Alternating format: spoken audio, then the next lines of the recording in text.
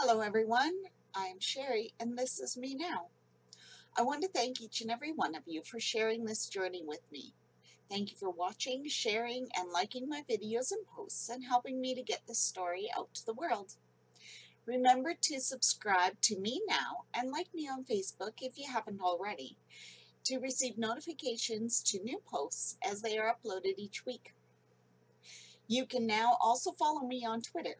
I'm hoping to eventually have my videos accessible on many different platforms to accommodate each person's preferences.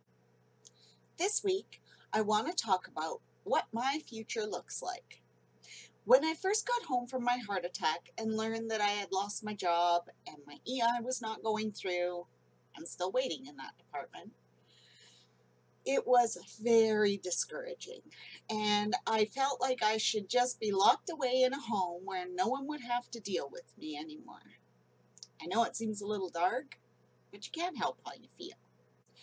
My daughter and I were running some errands and talking about the struggles, and she was trying to help me focus on the good by posing this question to me. What makes you feel happy?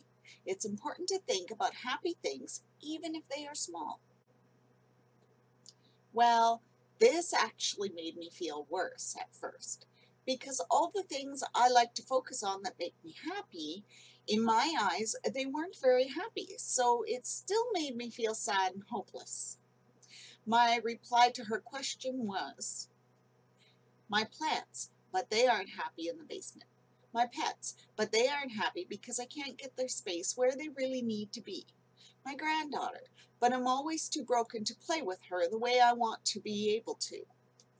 Essentially, all the things that make me happy aren't happy, so they don't make me happy. By this time, I was crying, smiling because I didn't want to cry, and feeling very disheartened. This also made her cry, and she was smiling too, trying not to cry, as she said, "Mom, that isn't healthy or safe. You need to feel happy and think about the good things, even if they are small, like us going together to get a tea at Timmy's." I knew she was right, and my reply to her was, "Crying while we are driving isn't very safe either." This made us both giggle, and I then said, ignoring the fact that I wasn't happy was working. Thinking about it made it difficult. After we had a bit of a giggle, and we were able to talk about the rest of the way home, and it certainly helped. Talking about our feelings when we are upset or having a hard time seeing the future, or like me at that moment, any future, can be terribly difficult and essentially crippling.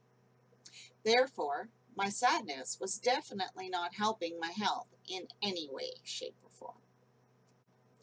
We essentially had a wonderful talk, and as we pulled up in front of the house, my daughter remembered how much I always wanted to do something that I just never had any time to pursue in the past. She posed the question, "Why don't you get into real estate? It's something you've always wanted to do, and you certainly have the time."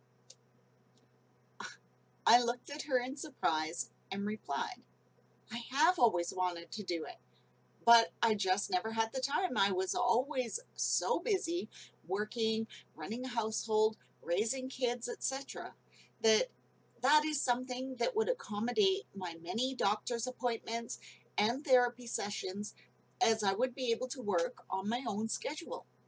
Plus, it would not be extremely physically stressful, so it would also work with my current and future health issues and needs.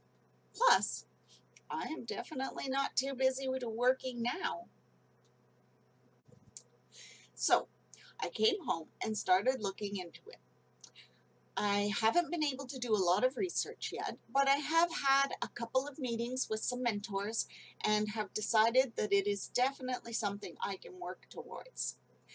Eventually, I will need a job I enjoy until I am able to get all my licenses and a few sales under my belt, etc.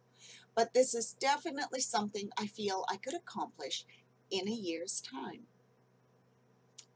As for a job to supplement in the meantime, my son made a great suggestion for me to apply at a few greenhouses. I love working with plants, and it would help me to feel calm and positive while working on my future career. So at this point, that is what I'm looking to work towards, and I guess we will see what a year from now will yield. I thank you for being here and looking forward to hearing your feedback. I hope you all have a totally awesome weekend and a wonderful week. I am Sherri on Me Now, signing off until next week.